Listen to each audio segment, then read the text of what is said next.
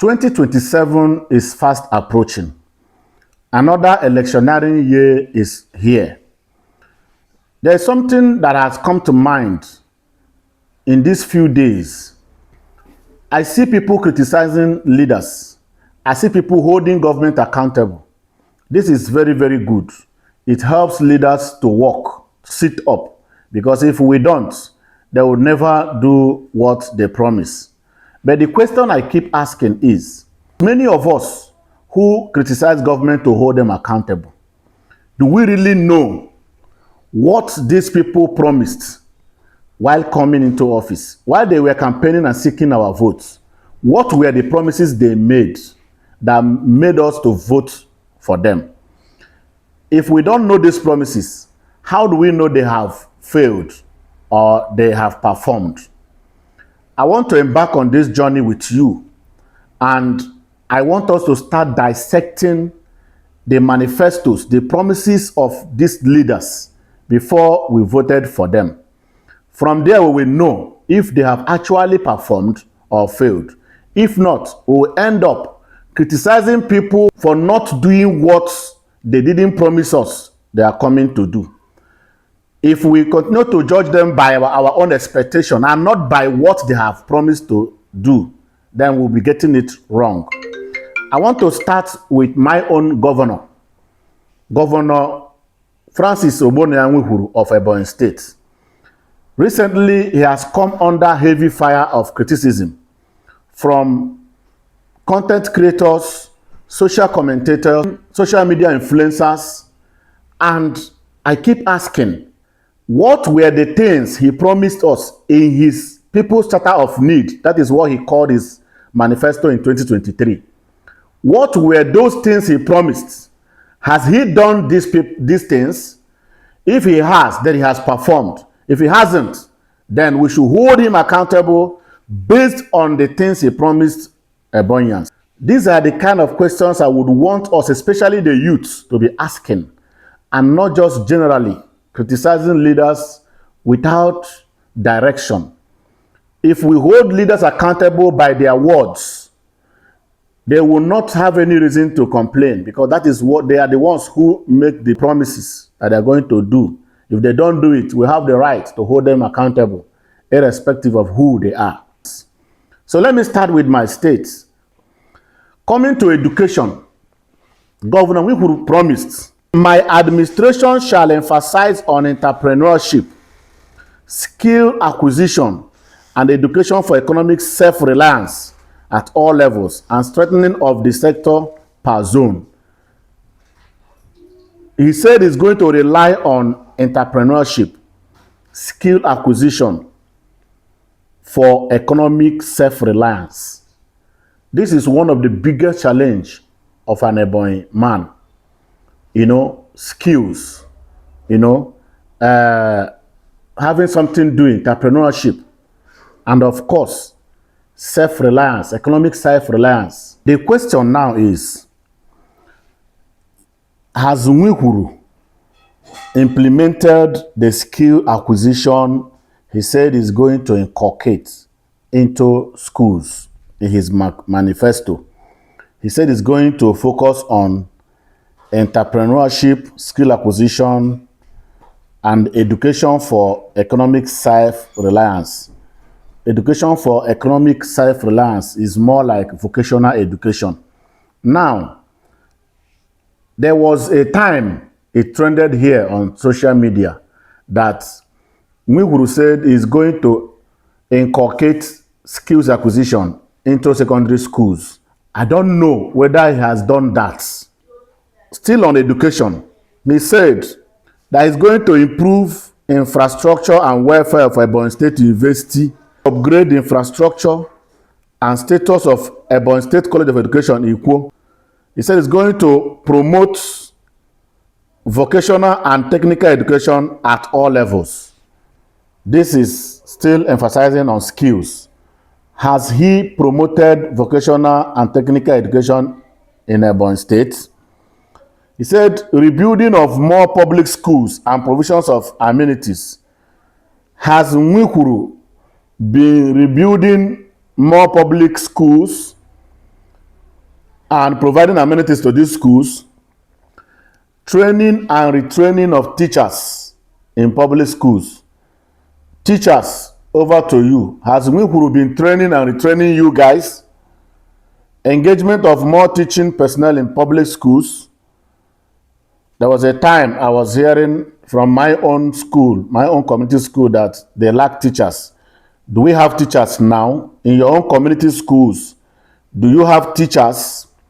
Strengthening of Ebonyi State scholarship system with priority to indigent and outstanding scholars. This scholarship system, I am aware of the ones being sponsored all over universities in Nigeria and even abroad. Do we have this extended to the secondary schools also? But that is where we have indigents. I don't believe that any indigent is in the university except the one government is sponsoring.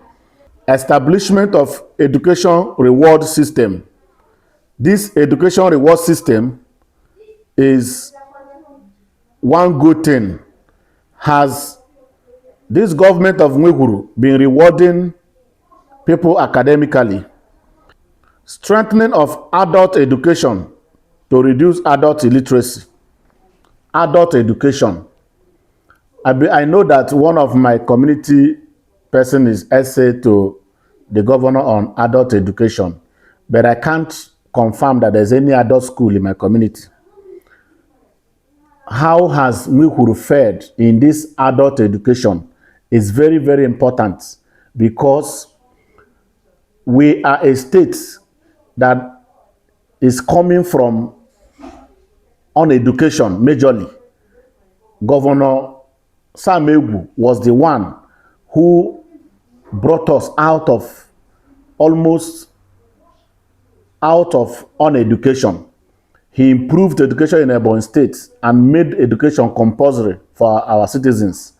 Now, they were adults who had gone past the age of schooling before Governor Sam came on board. How have these governments fared in making sure that these adults are inclusive in his education policy? Has this government done well in adult education, giving our people opportunity to go to school again? Periodic convocation of education summit in Ebonyi State. Education summit. Has Nwifuru been convening education summit in Ebonyi State? Has he done it before? If he has done, please comment it. If he has not, the governor should go back to the manifesto and start these wonderful things he outlined here.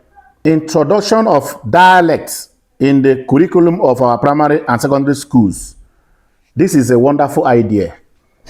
Governor Nwifuru promised to introduce dialects in our primary schools and secondary schools. Now the question is, has this been done?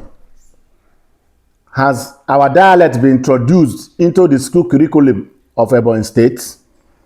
If he hasn't, Nwifuru should be called to his manifesto. Teaching of science and technology in Igbo language. Wonderful idea. The question is, has Nwifuru achieved this? Are our students being taught science and technology in Igbo language? This is very, very important, because if we do, it will help our students, our pupils, to understand it more. And there was this Ebonyan who is now abroad, who wrote a science subject in Igbo language, a textbook. I believe that would have been a good avenue. Celebrating him by government should have encouraged what I have seen here in the manifesto. So if this has not been achieved, let Nwifuru go back to his manifesto and bring these wonderful ideas to life. If he has done this, comment it in this comment section. Reviewing public schools to compete with private schools anywhere in Nigeria. Reviewing public schools to compete with any private school anywhere in Nigeria. How is the public school of your place? Just yesterday, I read the outcome of the executive meeting of Ebonyi State, and they mentioned the approval of smart schools in Ebonyi State. Wonderful idea. This is in the manifesto. It said it's going to improve the public schools to compete with private schools. How has Governor Nwifuru achieved this particular point here? Building of aeronautical engineering school in Neza.